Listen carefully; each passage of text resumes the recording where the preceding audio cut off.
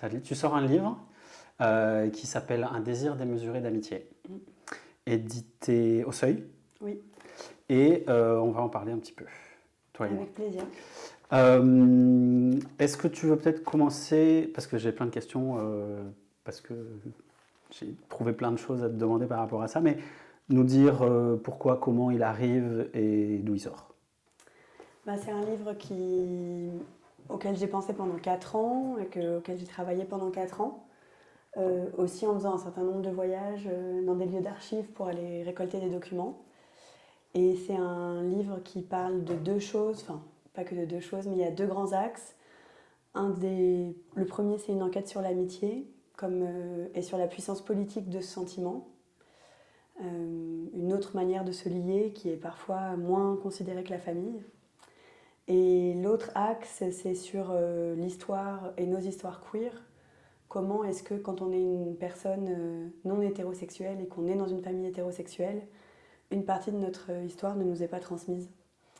Et donc moi j'ai cherché cette histoire, j'ai déjà interrogé mon ignorance, cette ignorance, pourquoi, et ensuite j'ai essayé de combler les blancs pour me donner à moi-même ma propre histoire.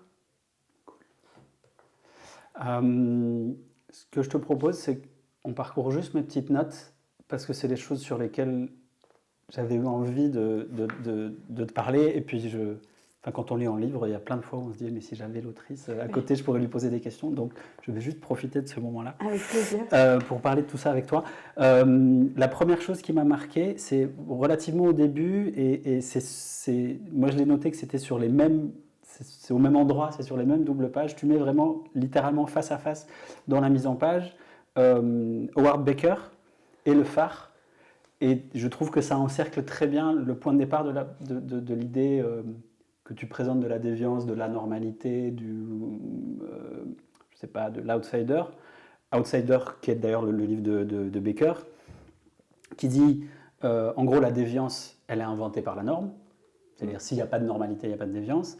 Et puis, de l'autre côté, le phare, qui est en 71, dit, nous ne sommes pas contre les normaux, mais contre la société normale. Pourquoi est-ce que, alors que le reste du livre est quand même assez personnel, tu racontes des rencontres personnelles, un trajet personnel, tu as voulu, au départ, faire ce cadrage-là? Et en fait, c'est tout aussi personnel pour moi. Enfin, dans le sens où la théorie, elle est vraiment dans la vie. Howard Baker, le terme de déviance, en fait, je me suis beaucoup posé la question de quel terme utiliser dans ce livre. Donc je dis queer, mais c'est pas un terme qui me va tant que ça, je crois, parce que on n'entend pas l'insulte en français. Et donc c'est un mot qui, quand il est transposé en français, a tendance un peu à édulcorer en fait la réalité. On peut dire transpédéguine, mais c'est aussi un terme, enfin c'est quelque chose que moi je peux dire sans problème, mais c'est plutôt un vocabulaire d'initié, disons. Et quand on veut s'adresser à d'autres, parce que ce livre veut aussi s'adresser à d'autres, qu'est-ce que je dis pour qu'ils comprennent un peu l'endroit d'où je parle. Lesbienne, ça me va pas. Parce que oui, je suis lesbienne, ou plutôt je suis gouine. En tout cas, je pense qu'il faut politiser cette identité. Et à un moment de réaction, notamment de réaction transphobe, dire queer, pour moi, c'est une manière de défendre mes alliances. Ouais. Donc, mais avec quand même queer, ça m'allait pas. Et donc, j'ai beaucoup discuté, notamment avec une amie qui est sociologue, qui m'a dit, mais en fait, ce que tu cherches, ce que tu dis, c'est la déviance, quoi. En fait, tu parles de déviance. Moi, j'avais pas lu le livre de Baker, parce que je viens pas du tout, j'ai pas du tout fait ces études-là. Et c'est vrai que ça m'a passionnée, en fait, cette idée que la déviance, elle est définie par un extérieur. Mais aussi quand il parle de carrière déviante et de la manière dont on peut se consacrer à sa déviance.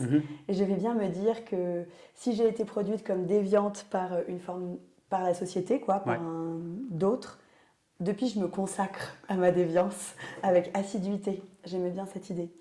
Donc pour moi c'était, donc c'est intime dans le sens où c'est vraiment des questions que je me pose même quand j'écris pas des livres.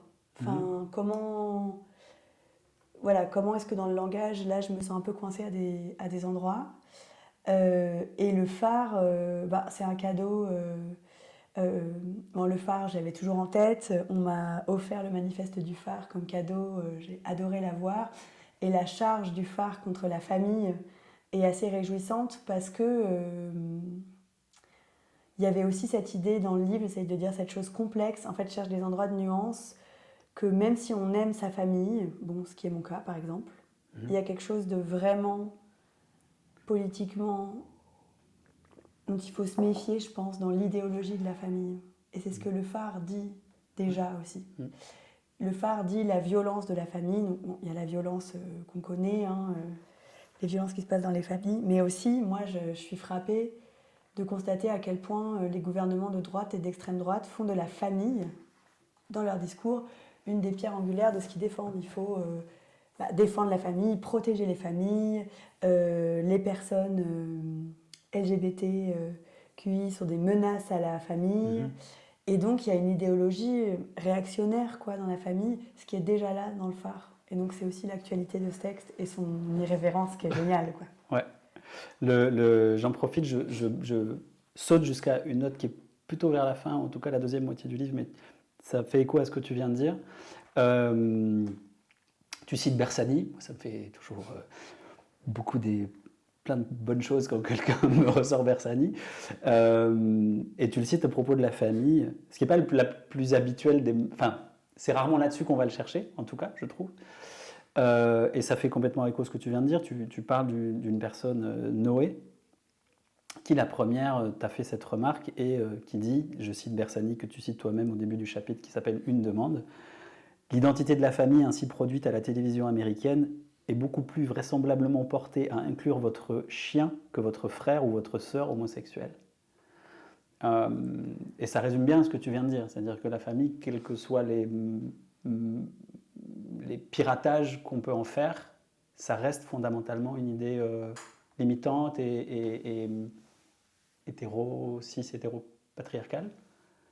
Tu questionnes après dans ce chapitre la possibilité d'en faire quelque chose et j'ai l'impression que tu dis c'est pas possible.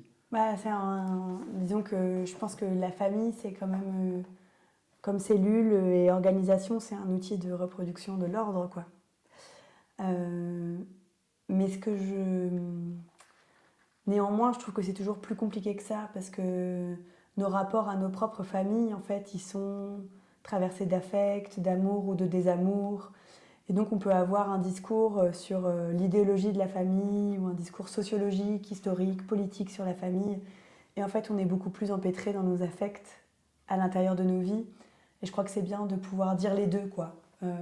Parce qu'il y a parfois des discours militants qui évacuent en fait ces complexités de nos vécus.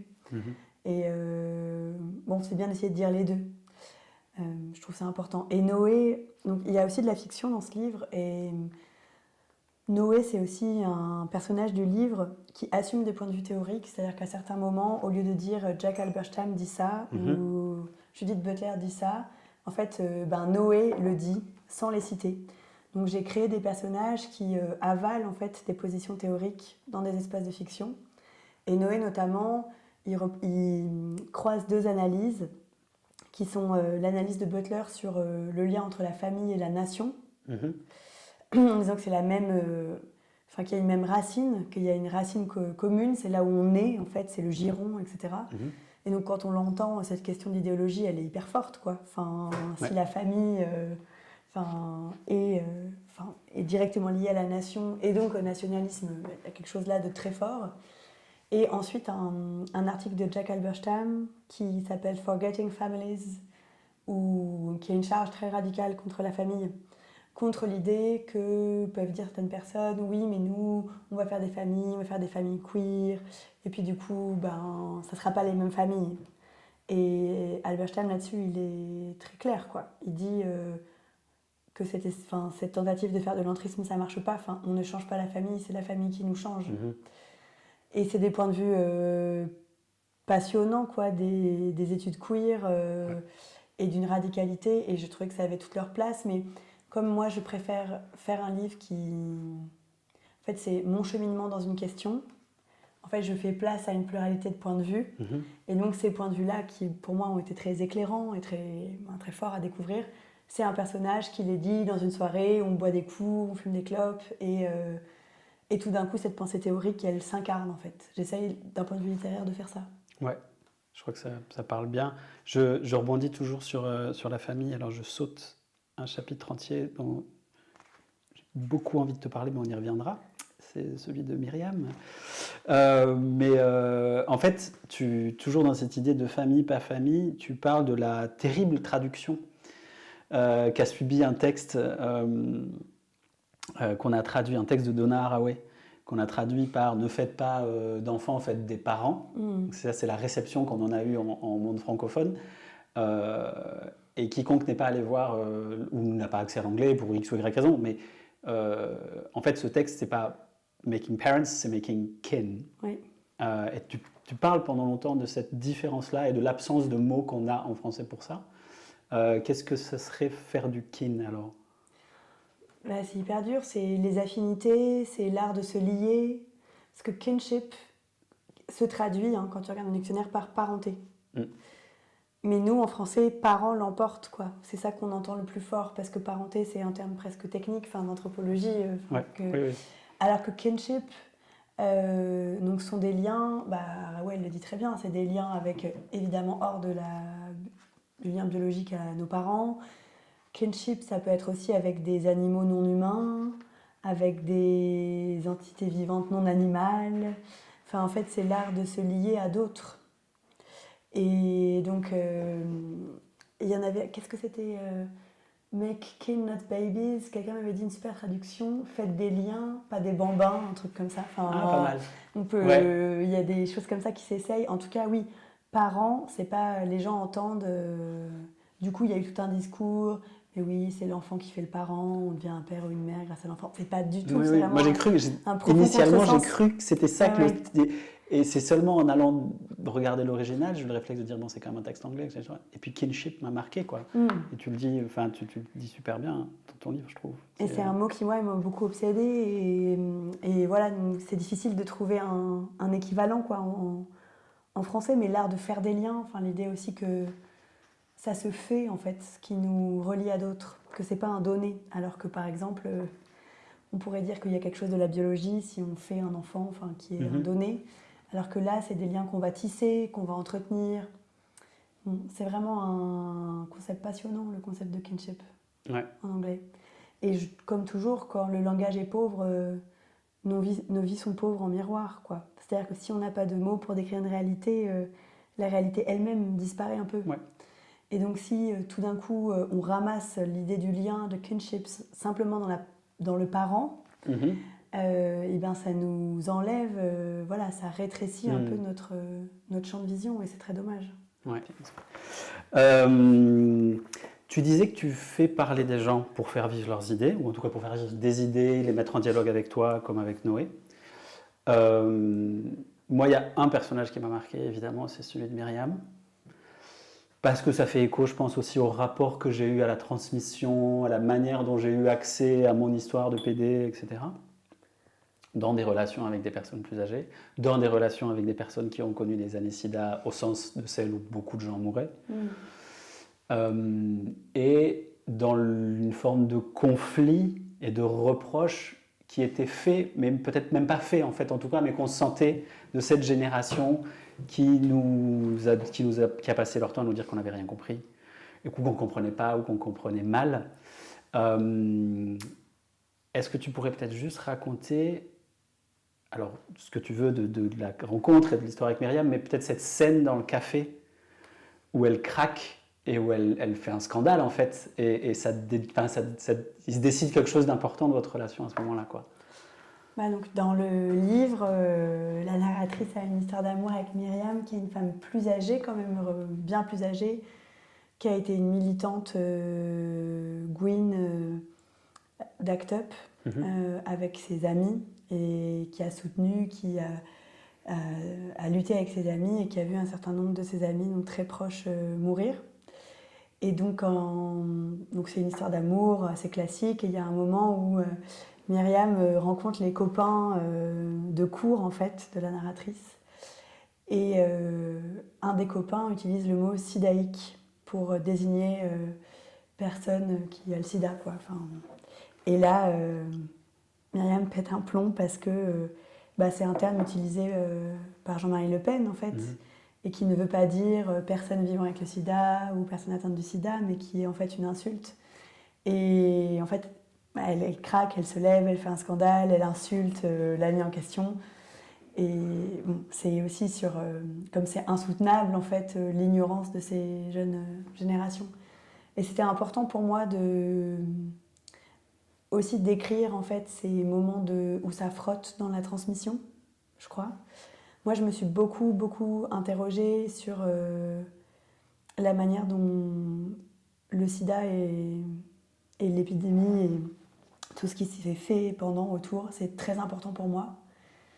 Je me suis beaucoup demandé pourquoi. Moi, je suis née en 87, donc je dis toujours, je suis née 9 ans avant les trithérapies. Mes parents m'ont pas parlé du sida. Enfin, j'ai vraiment traversé ces années, donc j'étais toute petite, mais je ne savais pas que ça existait.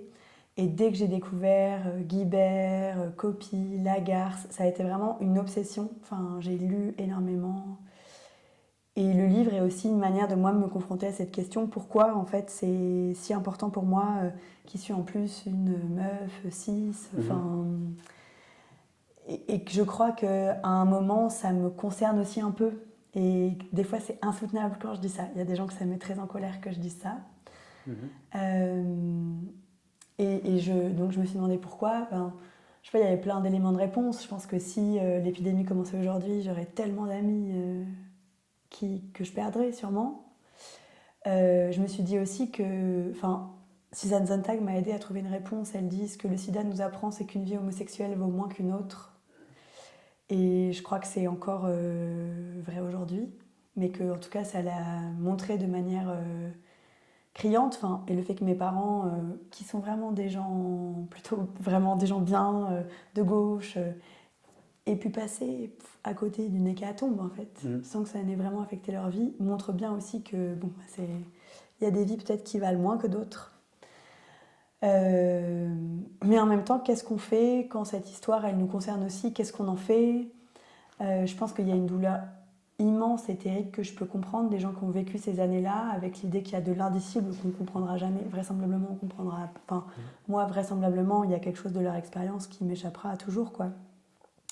De voir ses amis mourir, soit même d'être malade, évidemment. Et du coup, parfois, il y a des réactions un peu difficiles, en fait, des gens de la génération au-dessus, ou même des théoriciennes, des théoriciens. Sarah Schulman, dans La gentrification des esprits, qui est un livre vraiment important, qui m'a vraiment intéressée. Tout le début, je ne sais pas si tu te rappelles, elle raconte qu'il y a des jeunes artistes qui viennent la voir. Ouais, t'en parles dans ton livre. Et ça l'énerve parce qu'ils ne lui apportent rien à elle. Ils veulent juste... Ils connaissent rien. C'est des rapaces. C'est des espèces de charognards, je ne sais pas comment tu dis. Il y a quelque chose de... Ils veulent trouver l'artiste mort du sida qui aurait été oublié. Et voilà, et que c'est insupportable. Et là, par exemple, la réaction de Myriam, en fait, je la comprends. C'est insupportable d'entendre un petit con dire sidaïque sans savoir que c'est une insulte contre lui-même. Et en même temps, si ça nous est jamais raconté cette histoire, comment on fait? En fait, qui a dit à ce jeune mec gay que c'était pas, que c'était pas un mot qu'il pouvait utiliser? Donc c'est aussi... C'est une adresse, moi je trouve que c'est une adresse à nous-mêmes aussi. C'est-à-dire que moi, à chaque fois que je rencontre... Moi, je suis entre les deux, je suis né en 82, donc je suis né... Je dis plutôt que je suis né en même temps que le sida. Mais ça nous renvoie aussi à nos erreurs, ou pas comme un blâme, mais il y a quelque chose qui ne s'est pas passé, en fait. Il y a une transmission qui ne s'est pas faite. C'est pas pour dire que c'est que de notre faute, mais on doit aussi constater que... Moi, quand je rencontre un mec de 20 ans, 25 ans, qui ne connaît rien, déjà d'un point de vue de prévention, et puis d'un point de vue de l'histoire du VIH, je me dis, on a raté quelque chose en tant que PD, et puis plus largement en tant que queer. Comment il est arrivé à cet âge-là, sans qu'il y ait quelqu'un de la communauté qui ait croisé sa route et qui lui ait dit, dans 2 minutes, il faut que je te parle de 2-3 trucs importants quand même. Et pas non plus pour nous accuser, mais pour dire comment ça se fait que ça puisse ne pas arriver, cette transmission, quoi. Tu dis quelque chose à propos de ça, je trouve, que moi j'ai pris comme une invitation presque à inventer des rituels de transmission. Je ne sais pas peut-être ma déformation d'anthropo qui fait ça, mais tu dis notre héritage n'est précédé d'aucun testament, en citant René Char. Tu dis que Sarah Schulman et Myriam ont buté sur cette part d'incommunicable. Ce n'est pas seulement qu'une partie de notre histoire ne nous parvient pas, c'est, je crois, qu'elle peine à la mettre en partage. Il y a la partie du traumatisme qui rend ça difficile à mettre en partage. Mais moi, j'entends presque en sous-texte là-dessus qu'on manque d'institutions. Alors, pas d'institutions au sens maison ou administration, mais des rites, des endroits, des systèmes de transmission plus efficaces. Tu crois qu'il y a une part de ça aussi, ou c'est juste parce que c'est indicible? Et je crois que aussi il y a quelque chose parfois que partager son histoire, c'est en être un peu dépossédé. Ouais. Et que c'est pas toujours facile, ça. Et qu'on a un rapport parfois un peu protecteur à sa propre histoire. Ouais. C'est marrant, il y a une femme c'était trop touchant, que j'aime beaucoup, qui a 60 ans, qui est une meuf Gwyn aussi, qui m'a dit, quand je t'ai lu, je me suis dit que notre génération, on a raté beaucoup de choses dans la transmission. Et c'est vrai qu'en fait, moi, j'ai l'impression de me faire gronder, quoi. Enfin, c'est du silence ou du reproche. Ouais. Et bon, c'est pas pour les blâmer, mais pourquoi? Et qu'est-ce qu'on peut inventer d'autre, nous? Et oui, là, je te rejoins. Et je pense que ce livre, je le dis dès le début, si j'invente mon histoire, que je vais la chercher, et que je l'invente en partie, mais aussi qu'il y a beaucoup de vraies personnes, autant la mettre en commun avec d'autres. Enfin, c'est un moyen, c'est un objet aussi pour transmettre ça, parce que moi, je suis marquée par la manière dont, là, je travaille beaucoup sur une photographe américaine qui s'appelle Donna Gottschalk, qui a photographié des personnes queer, et notamment beaucoup des personnes trans dans les années 70 aux États-Unis, sa sœur et son coloc, par exemple. Et quand j'ai fait l'expo, je sais qu'il y a plein de personnes qui sont venues me voir, et notamment des personnes trans ou non-binaires, me disant mais en fait, on n'a pas d'image de nous dans le passé. En fait, on savait, il y avait des gens, des très jeunes gens qui n'avaient jamais vu une personne trans qui a 20 ans dans les années 70, donc qui est née en 1950, et qui ne soit pas une star, je veux dire. Qui ne soit pas Bambi, ou tu vois, et en fait, on a un manque, et il y a un manque, et je pense que c'est peut-être parce qu'on n'a pas de rituel, mais c'est aussi parce que notre histoire, elle est fragile. Enfin, les traces sont difficilement conservées. Peut-être qu'entre nous aussi, on n'a pas effectivement aussi comme ça se fait avec les enfants. Il faudrait pouvoir, je veux dire, les parents ils transmettent leur histoire à des enfants. Nous, comment on est liés à des plus jeunes générations pour transmettre des choses aussi, tu vois, sans être trop chiant. Ouais. Enfin, Oui, tout à fait. moi, j'aurais adoré que une vieille Gwyn, un vieux PD me raconte plein de choses quand j'avais 20 ans. Ça aurait changé plein de choses pour moi, quoi. Ouais. Bon, moi, je pense que ça m'a sauvé d'avoir des vieilles tapettes qui m'ont appris plein de choses. Je reviens juste sur ce que tu disais sur en gros, les Gwyn et le VIH. Ouais. Et moi, je sais que j'ai été bouleversé quand j'ai découvert l'histoire des Blood Sisters. Et ça a été le moment qui m'a, en tout cas moi dans ma perception de PD évidemment, c'est là où j'ai compris comment il avait pu y avoir une place spécifique des Gwyn qui n'était pas celle des autres meufs, parce qu'elles n'étaient pas prises dans le patriarcat de la même manière, et donc elles pouvaient être des alliées différemment, parce qu'elles n'avaient pas de mari. Et je trouve que dans l'histoire des Blood Sisters, moi je me rappelle découvrir ce truc et devenir complètement obsédé par les photos et les histoires, et aller chercher les trucs, et parfois être ému aux larmes par ces photos de Gwyn qui veillent des morts littéralement et qui donnent leur sang, tu vois, et de me dire mais en fait oui, elles étaient dans des positions tellement différentes du reste du monde hétéro qu'elles pouvaient être là à côté, etc. Il y a aussi des Gwyn qui sont morts du sida, c'est pas ça que je veux dire, mais je me rappelle avoir pris la mesure de cette positionnalité différente des Gwyn dans le VIH avec l'histoire des Blood Sisters. Ouais. Il y a le livre hyper beau d'Elisabeth Lebovici, ce que le sida m'a fait, en histoire de l'art, qui montre aussi la place des Gwyn en fait pendant le sida. Et moi je crois qu'on est dans une époque où on a intérêt à faire des alliances entre PD, Gwyn, trans et au-delà aussi. Et du coup avoir des modèles de ces alliances dans l'histoire, c'est aussi hyper précieux. plutôt que de travailler à singulariser nos communautés. Je crois qu'il faut que quelque chose circule entre nous. Ouais, non, je suis d'accord. D'ailleurs, tu commences, je l'ai noté, mais c'est pas si important que ça, mais tu commences, je crois que les premières histoires que tu racontes, c'est les histoires de PD. Oui. Je me dis, tiens, c'est un livre de meuf, mais Ouais. quand même, elle commence par tu parles d'un truc qui, moi, me tient beaucoup à cœur et que j'entends aussi du côté, notamment, de militants décoloniaux. Et toi, tu le nommes vraiment en mettant en guillemets la pratique du dîner. Oui. Et c'est un truc que moi aussi je vis et j'ai vécu avec des vieilles tapettes, ou en tout cas avec mes aînés dans le queer.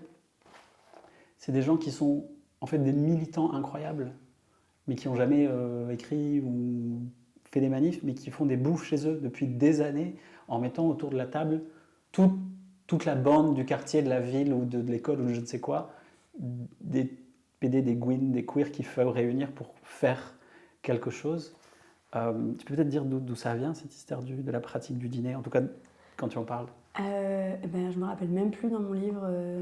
Quand tu parles de Kath Weston. Ah oui, c'est génial, bien sûr. Elle raconte ça avec sa meuf et une amie. Ouais, Cass Weston, c'est quelqu'un qui a été hyper important pour moi. Bon, là en ce moment, ma grande question, qui est un constat, c'est qu'on manque vraiment de traduction de grands textes de la pensée queer en français. Donc on est aussi assez mal armé. Par exemple, Cass Weston, son livre Family We Choose, qui date des années 80, c'est un best-seller de l'anthropologie. Elle a fait une carrière à la fac. C'est quelqu'un de très très important. C'est une ethnographie à San Francisco, des liens de famille choisis. Effectivement, c'est un truc fondateur, quoi. C'est hyper important. Elle fait son terrain effectivement à San Francisco au début des années 80, en pleine épidémie, et elle se rend compte qu'il y a un syntagme qui revient de plus en plus, qui est Chosen Family ou Family We Choose. Et donc elle va travailler sur cette question de la famille choisie. En se demandant ce que c'est au regard de la famille biologique, et c'est pas non plus la communauté, et c'est pas non plus le réseau, et c'est autre chose en fait. Et elle va essayer de définir en anthropologue ce qu'est cette famille choisie, aussi dans un moment où la famille choisie, c'est elle qui amène au rendez-vous avec le médecin, qui veille, qui prend soin, et qui parfois amène jusque dans la mort en fait, des personnes en train de mourir, alors que la famille biologique a parfois abandonné ces personnes. Donc il y a aussi une sorte d'urgence de la famille choisie. Et c'est un livre génial qui est écrit à la première personne, où elle parle en fait de ses pratiques, et de pratiques dites mineures, et effectivement elle raconte comment s'ancre dans sa quotidienneté une pratique du dîner avec sa copine et une ex, et en fait elle se retrouve hyper souvent, elle mange, elle regarde un film, et que en fait ces rituels-là et leur occurrence, le fait que ce ne soit pas juste un événement, ça recrée, en fait ça contribue par exemple à créer cette chose de la famille choisie. Autour de pratiques. Et c'est vrai que le dîner, c'est quelque chose qui se fait beaucoup dans les milieux militants, mais qui en fait et toutes les pratiques de table, c'est intéressant, permettent aussi de construire quelque chose de cette communauté ou de cette famille choisie. Et donc qu'est-ce qu'on invente? Qu'est-ce qu'on peut inventer nous? Moi, j'ai jamais connu ce que toi tu décris, de personnes plus âgées, queer, qui m'inviteraient à dîner avec plein d'autres monde et qui me raconteraient des choses, mais j'aurais adoré. Je suis hyper jalouse. C'est un peu moi, mais il y a moi quelqu'un pendant près de 10 ans à Bruxelles,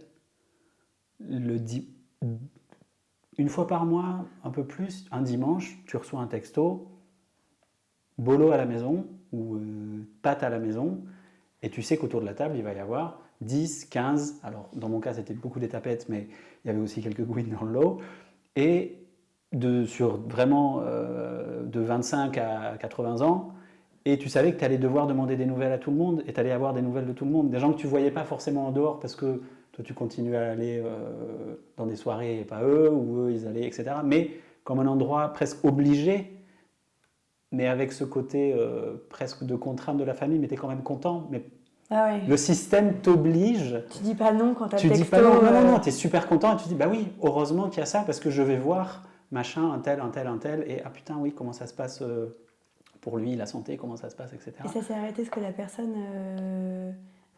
est morte Non, tout va bien, non, tout va bien. Ouais. Tout va bien.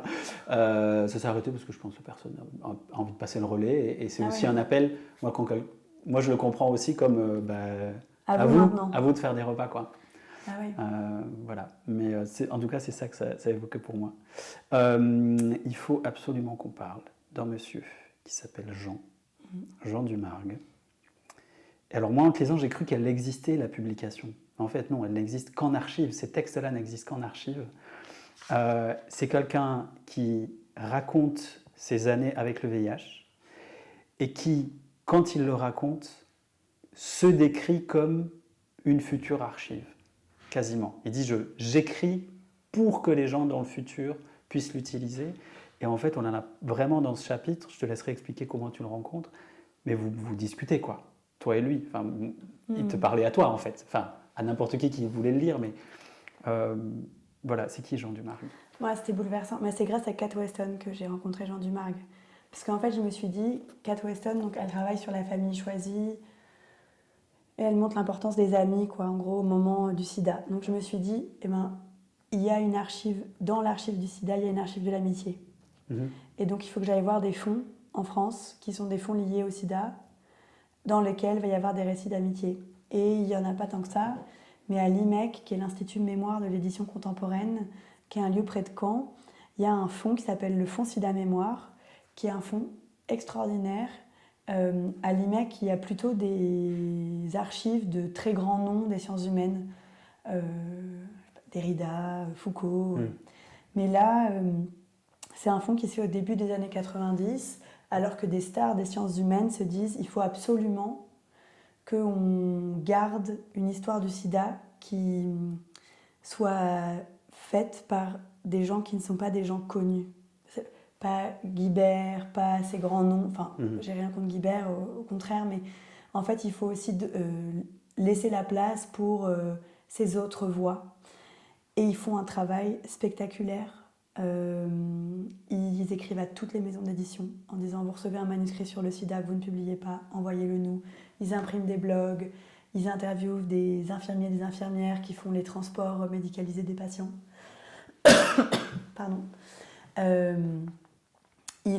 Et en fait, donc, le fonds se constitue, des parents finissent par en entendre parler, ils amènent les journaux intimes de leurs enfants morts du sida. Faut que je prenne de l'eau. Oui.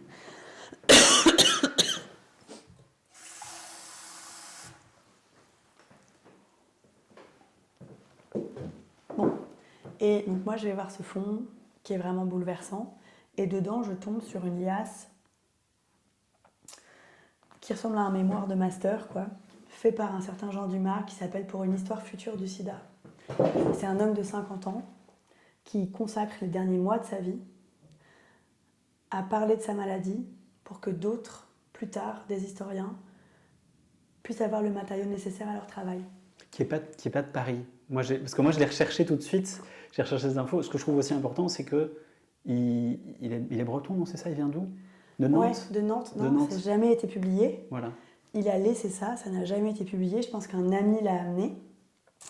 Et c'est un texte bouleversant. Il faut savoir qu'il était prof d'histoire au lycée, donc je pense qu'il savait très bien ce qu'il faisait.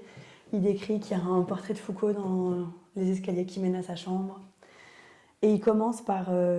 ça part du plus prosaïque de la maladie. Ce qu'il doit manger, qu'est-ce qu'il doit manger, le fait qu'il ait des problèmes d'estomac, qu'il ait des diarrhées, qu'il doit dormir avec une couche, etc. Ce qui est très important. Enfin, en fait, il décrit par le menu la réalité de la maladie. Et ça va crescendo, quoi. Et ça finit sur une réflexion génialissime sur les images du sida, au moment aussi de toute la polémique où Benetton avait fait des pubs, etc. Lui, il dit que les images les plus vraies du sida, c'est les tableaux des primitifs flamands.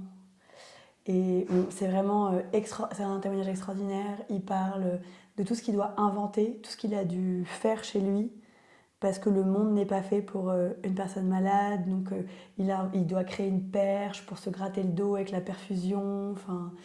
Et il parle aussi de ses amis, où il dit qu'ils sont les seuls à ne pas voir le cadavre en lui, alors qu'il sait qu'il est condamné. C'est les seuls à lui rendre son corps encore vivant. C'est vraiment extraordinaire, ces passages.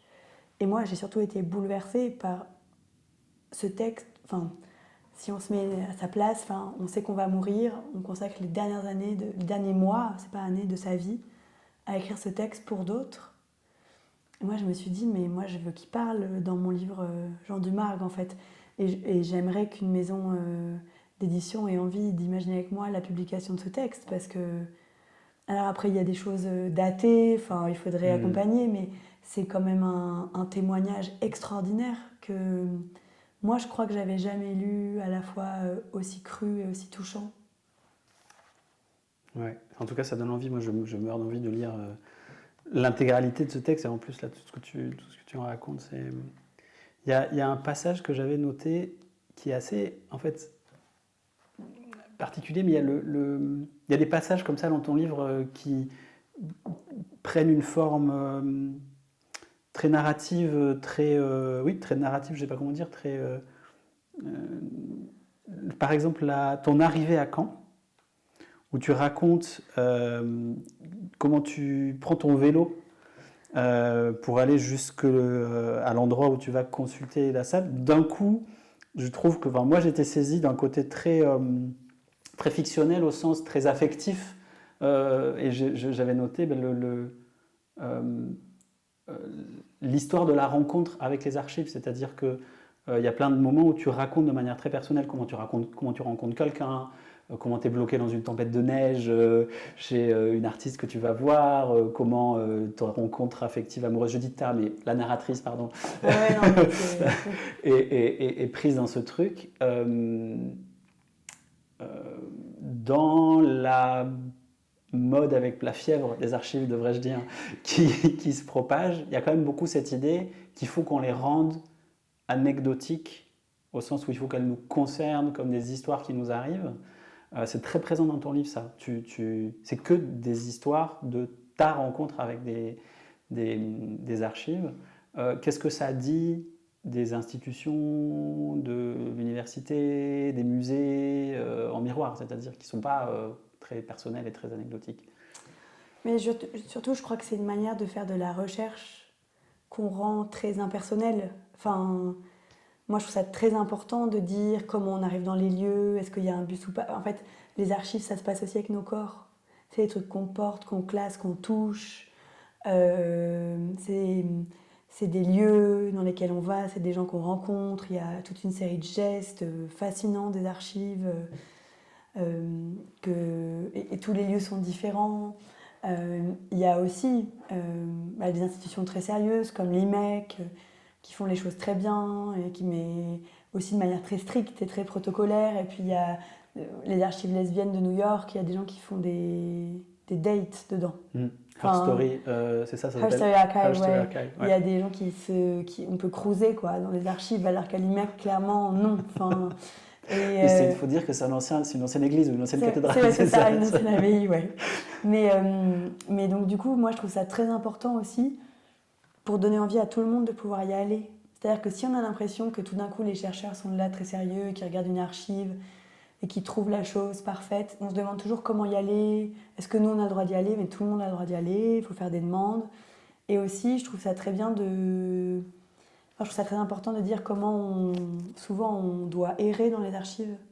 Comment on cherche et on ne trouve pas. Comment on y va pour chercher quelque chose, on trouve autre chose.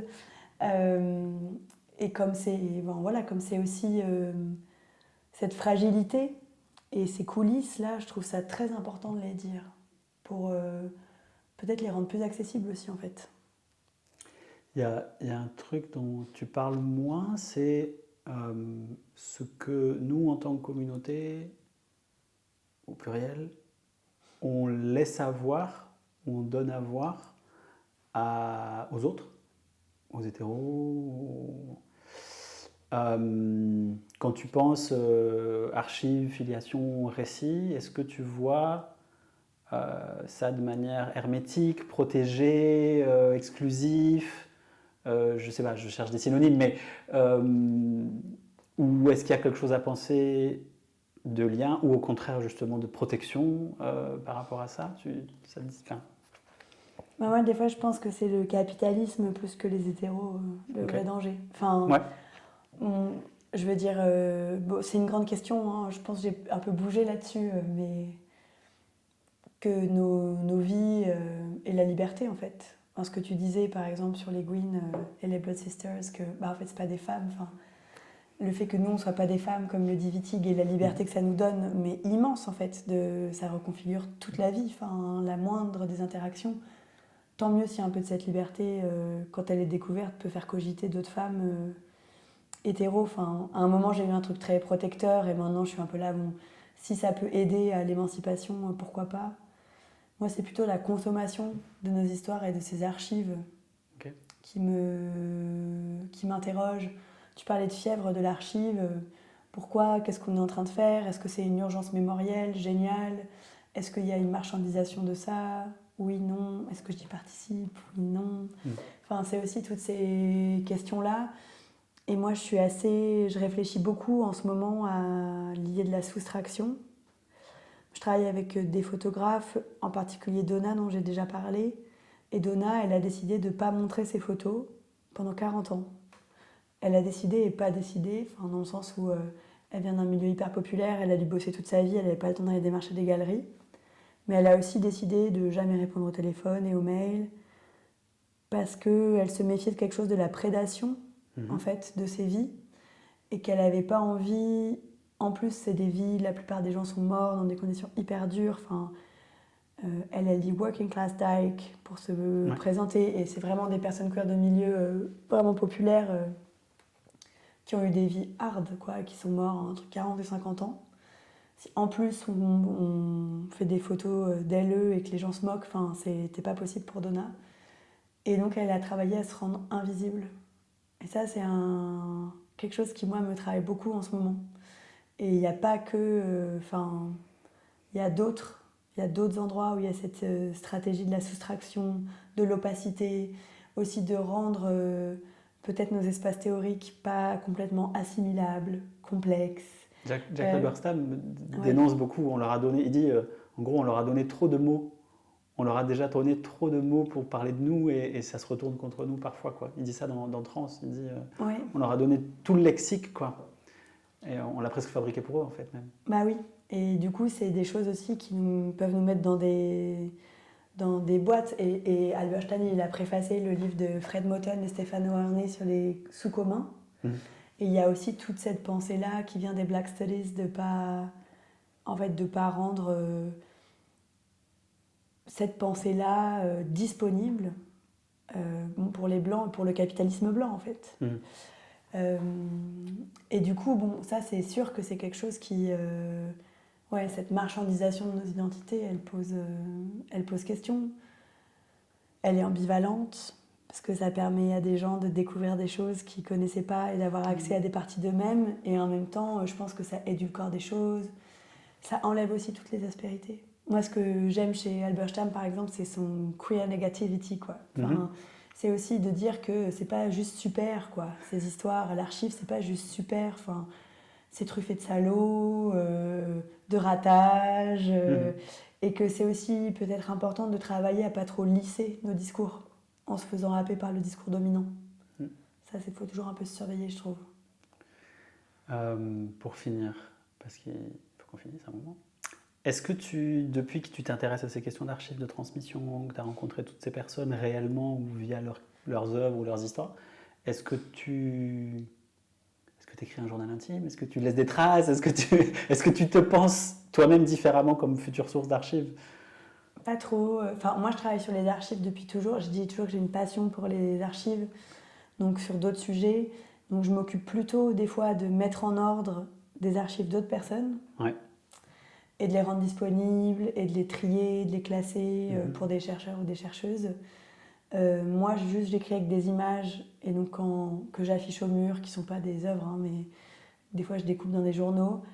Ça, j'archive à la fin de chaque livre. Il y a une pochette par livre avec toutes les images. Incroyable, ok. Mais j'ai des carnets, mais j'arrive pas à avoir un journal. Je suis pas assez sérieuse pour écrire tous les jours dans un journal. Mais est-ce qu'il t'arrive de vivre des choses plutôt... Alors, je sais bien qu'on n'est pas qu'une chose, mais en tant que Gwyn, et de te dire... Ça, c'est de l'histoire collective. Tu vois, de souligner toi-même des moments de ta vie, ou de toi et tes amis, et te dire mais ça, il faut que des gens... Il faut que quelqu'un le raconte à des gens plus tard. Ah ouais, non, c'est vrai que je me dis pas ça.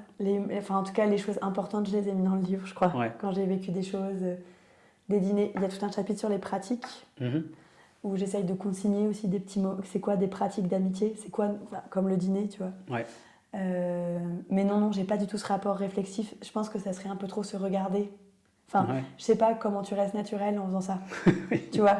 Si tu dis pas, genre, excusez-moi, là, je dois arrêter le moment pour faire une photo parce que je pense à la postérité. C'est vrai que j'ai pas du tout T'as raison. Je pense qu'il faut laisser d'autres nous archiver si jamais on est suffisamment intéressant. C'est clair. Avec tout ça, on n'a pas beaucoup parlé d'amitié. Mais en fait, on en a quand même beaucoup parlé. Ouais. Y a un passage que je voulais signaler qui, moi, m'a fait pleurer. C'est ta course dans le couloir des urgences. C'est bouleversant, moi, je trouve. Voilà. Rien que d'y repenser, j'ai les larmes qui montent. Où tu racontes en fait un truc qui arrivait à plein de gens, qui arrivait à plein de PD, à plein de Gwyn. Où il y a quelqu'un qui est à l'hôpital, qui va peut-être mourir. Et on ne le sait même pas en fait, parce que dans ton cas, tu crois qu'elle va mourir, alors qu'entre guillemets, elle a juste un truc grave, mais sa vie n'était pas en danger. Et puis quand tu es rassuré, tu souffles, tu dis je respire enfin, on te dit quand même non mais c'est réservé à la famille, vous ne pouvez pas aller la voir. Et je trouve que ça résume assez bien cette espèce d'absurdité de cette ligne de la famille qui en fait parfois veut rien dire, parce que dans ce cas-là, la mère de cette personne ou le père de cette personne vaut entre guillemets beaucoup moins pour cette personne ou comme soutien à ce moment-là que ce que toi tu peux valoir, même si ce n'est pas une question de valeur. C'est l'intérêt et l'attrait politique que tu as pour l'amitié, c'est aussi parce que ça résoudrait entre guillemets ce genre de choses, ou ça pourrait être une réponse à ça, cette absurdité des liens familiaux institués qui nous empêchent de prendre soin des nôtres parfois. Ouais, ça veut dire que par exemple, je sais pas, un père violent est plus admis à l'hôpital voir son fils que le meilleur ami de ce fils. Enfin, quand on y pense dit comme ça, c'est quand même vraiment une absurdité.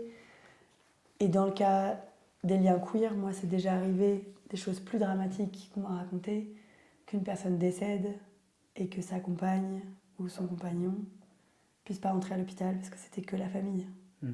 Et que, du coup, personne, voilà, couple homosexuel, pas du tout reconnu. Ouais, moi je pense que l'amitié, c'est revaloriser l'amitié. Après cet épisode, je dis que j'aurais envie de me marier avec mes amis pour pouvoir dire je suis la famille. Mais aussi, je pense, c'est quel modèle de société en fait ça nous permet d'inventer. Enfin, je vais revenir encore là-dessus, mais c'est quoi cette obsession de la famille? En fait, l'amitié, c'est quand même aussi un lien gratuit.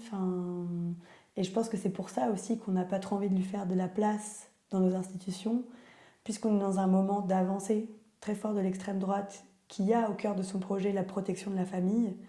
Qu'est-ce que ça serait un projet politique avec au cœur de ce qui dit la protection de l'amitié? Ça serait quoi l'amitié dans un projet politique? C'est-à-dire de défendre d'autres formes de liens qui ne se basent pas aussi sur une transmission de l'héritage. Enfin, en fait, la famille, c'est un outil de reproduction tout court, de reproduction des richesses, de transmission des richesses, ce que ne fait pas l'amitié. Et donc, à la fois, il y a ce rejet dans nos vies, le fait que ce ne soit pas reconnu, ça rend nos vies difficiles et injustes parfois, mais aussi, je pense qu'il y a un autre projet de société à inventer avec l'amitié. On va essayer. C'est ça, le bouquin. Merci beaucoup, Hélène. Avec plaisir, merci à toi. C'était super de discuter avec toi.